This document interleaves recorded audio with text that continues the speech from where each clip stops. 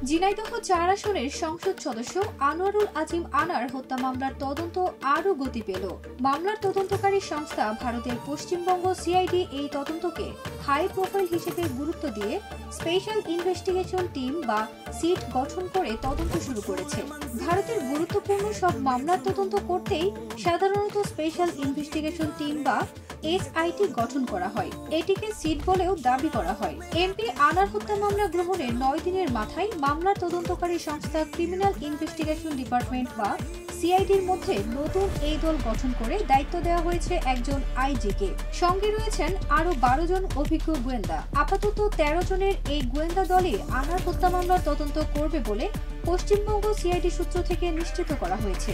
নতুন তদন্ত দলটি এরই মধ্যে কাজ শুরু করেছে বলে জানা গেছে। এদিকে আনার হত্যাকাণ্ডে জড়িত নেপালে পালিয়ে থাকা সিয়ামের গতিবিধিও নজরবন্দি করা হয়েছে।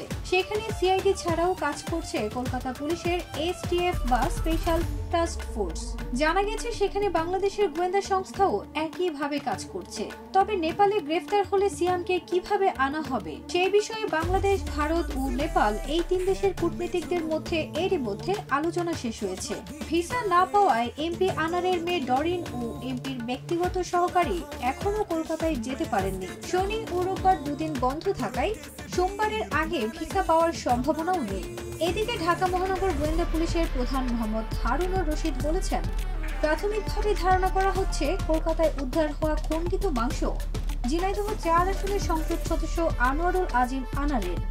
তবে ফরেনসিক রিপোর্ট হাতে পেলে বিষয়টি নিশ্চিত হতে পারব। ফারজানা নিকিতা, দেশ রূপান্তর।